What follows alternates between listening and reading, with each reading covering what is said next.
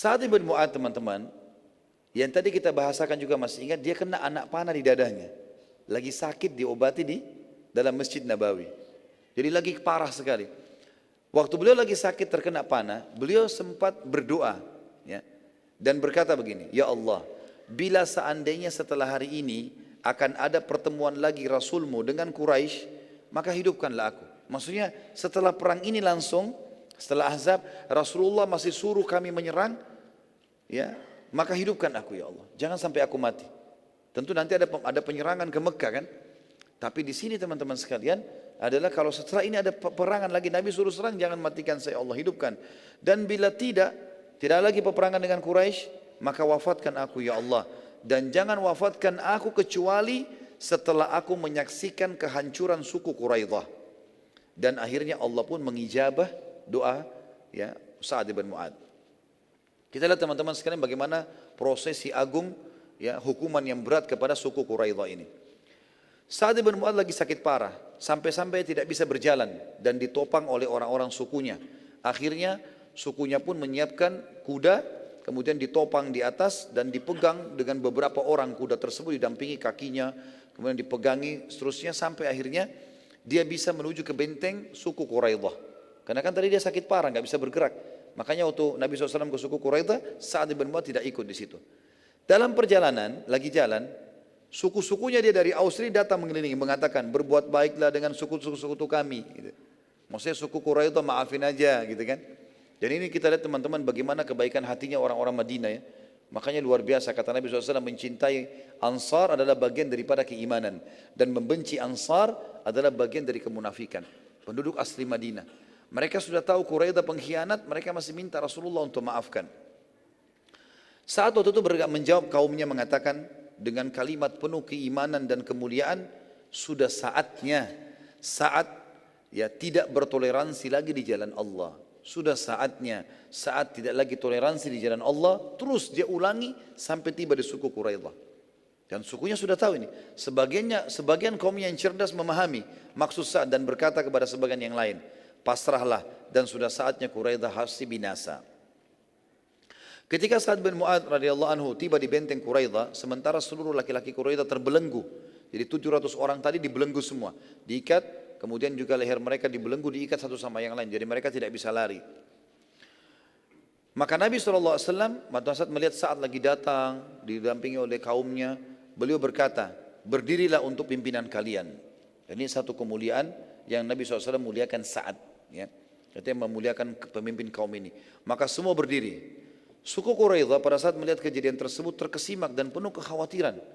Kenapa kok tersimak? Dia melihat kok begitu luar biasa saat dimuliakan oleh Nabi SAW. Mereka tidak sangka dan mereka penuh khawatir jangan sampai saat punya keputusan untuk membunuh mereka.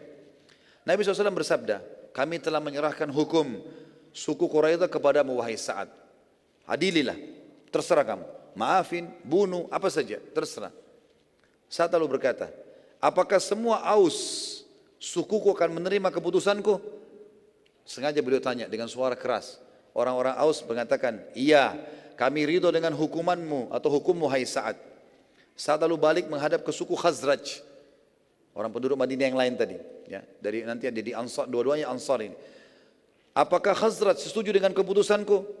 Khazraj menjawab, iya, kami ridho dengan keputusanmu hai Sa'ad.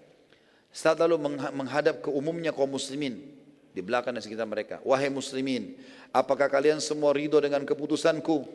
Kalau aku bilang A, B, setuju semua, enggak ada yang bangkang? Mereka mengatakan, iya, kami ridho dengan keputusanmu wahai Sa'ad. Lalu Sa'ad menghadap ke arah Nabi SAW sambil menundukkan kepala beliau dan mengatakan, apakah yang ada di sini ridho dengan keputusanku? Jadi saking santunnya dengan Nabi SAW sampai beliau mengatakan, apakah yang ada di sini ya ridho dengan keputusanku. Dia tidak bisa mengatakan apakah anda wahai Rasulullah ridho dengan keputusanku, karena menyebutkan kata Rasulullah tinggi sekali. Maka beliau mengatakan kalimat yang lebih sederhana gitu kan. Jadi tidak mungkin beliau seakan-akan meminta utusan Allah atau membawa namanya Allah lalu meminta ridho dengan keputusan, enggak mungkin. Maka dia mengatakan apakah yang ada di sini juga ridho dengan keputusanku? Maka Nabi SAW mengatakan, iya wahai Sa'ad, aku sudah ridho.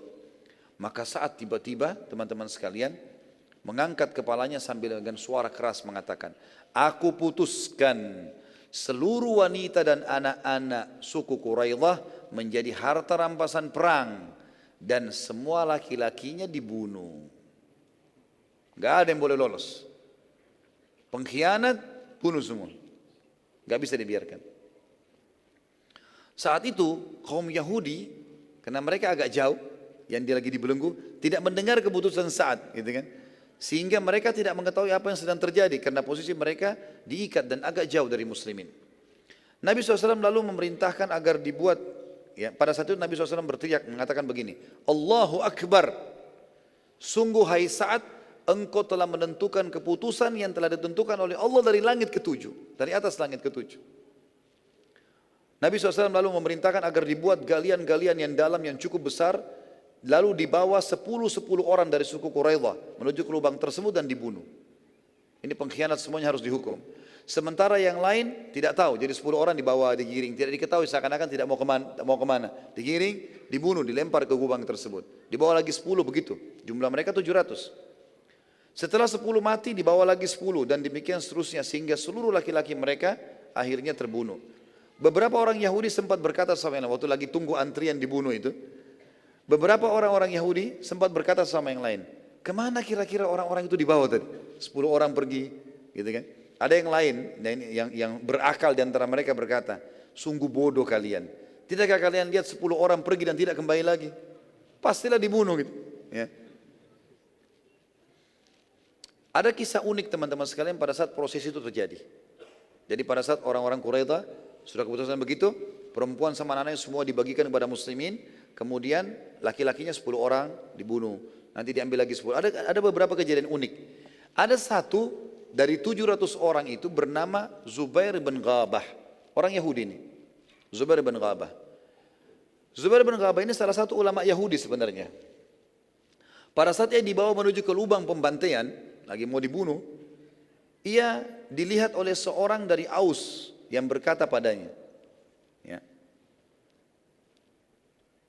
Maaf, ada seorang dari Aus melihat dia, orang ini, namanya Zubair bin Ghabah. Lalu orang ini dekat Nabi SAW, dia mengatakan, ya Rasulullah, aku dahulu sebelum Islam telah ditolong dan dibebaskan oleh Zubair bin Ghabah ini. Sebelum masuk Islam dulu, pernah perang antara kami, antara Aus sama Khazraj. Saya dulu pernah mau dibunuh sama Khazraj sebelum Islam. Maka bolehkah sekarang saya tolong orang ini dan saya bebaskan? Kata Nabi SAW, silakan, dia milikmu, selamatkan saja. Orang tersebut lalu berkata, bagaimana dengan harta dan keluargaku? Jadi sahabat ini datang lalu mengatakan, sungguh aku telah bertemu Nabi SAW. Ya, maaf, saya keliru dalam riwayat. Jadi begini, Aus ini mengatakan, ya Rasulullah, orang ini pernah selamatkan saya sebelum masuk Islam. Maka bolehkah saya selamatkan dia? Kata Nabi SAW, silahkan. Lalu dibawalah orang ini ke arah Nabi SAW. Setelah dibawa, lalu orang itu mengatakan, ya, si sahabat ini mengatakan, ya Rasulullah, saya sudah bebaskan dia. Kata Nabi SAW, silahkan, dia milikmu. Diulangi lagi di hadapannya orang Yahudi ini. Lalu Yahudi ini bilang, bagaimana dengan harta dan keluargaku? Bisa diselamatkan enggak? Istri, anakku, hartaku? Kata Nabi SAW, semua milikmu, ambil saja, enggak masalah. Pada saat Zubair mengetahui hal tersebut, Zubair si Yahudi ini, maka ia pun senang. Tapi anehnya dia sempat bertanya begini, bagaimana dengan Ka'ab bin As'ad dan Huyai bin Akhtab, dua orang Yahudi, pimpinan Yahudi. Ka'ab bin As'ad pimpinannya Quraidah, Huyai bin Akhtab pimpinannya Nadhir. Kata si Aus, pasti akan dibunuh. Maka Zubair berkata, Zubair si Yahudi yang mau ditolong, Zubair bin Ghabah, aku tidak ridho kalau aku hidup sementara kedua sahabatku terbunuh. Kata Aus, si Aus ini, sahabat ini, sadarlah ini hari keselamatanmu. Tetap saja Zubair tidak terima dan berkata, aku lebih memilih mati dan menuju surga bersama mereka. Maka akhirnya ia pun dibunuh. Jadi Yahudi yakin kalau mati masuk surga, padahal jelas-jelas masuk neraka. Huyai bin Akhtab yang merupakan kepala suku Nadhir mati terbunuh juga karena memang dia sempat, ya, tinggal di benteng Quraidah. Pada saat ini yang tadi yang menjadi otaknya membentuk pasukan Ahzab itu. Maka terbunuhlah Zubair si Yahudi, Zubair bin Ghabah ini. Kisah yang lain juga kisah seseorang yang bernama Rufa'ah al-Qaradi. Rufa'a al-Qaradi. Pada saat ia sedang digiring untuk dibunuh, ia sempat melihat seorang sahabiat Nabi, seorang wanita lewat. Maka ia pun memohon-mohon padanya, seraya berkata, selamatkan aku dari pembunuhan, maka demi Allah aku akan masuk Islam dan aku akan menjaga solat. Kata si Yahudi ini, Rufa'a al-Qaradi. Maka sahabat tersebut merasa ibah. Lalu dia mengatakan kepada sahabat yang menggiringnya, sebentar, saya akan bawa dia ke Nabi SAW. Lalu setelah datang, kata perempuan ini, wahai Rasulullah, bebaskan Rufa'a untukku, karena ia berjanji padaku akan masuk Islam dan ia akan menjaga solat. Maka Nabi SAW pun mengizinkan ya, wanita ini Rufa'ah radhiyallahu anha, sahabat ini membebaskan Rufa'ah.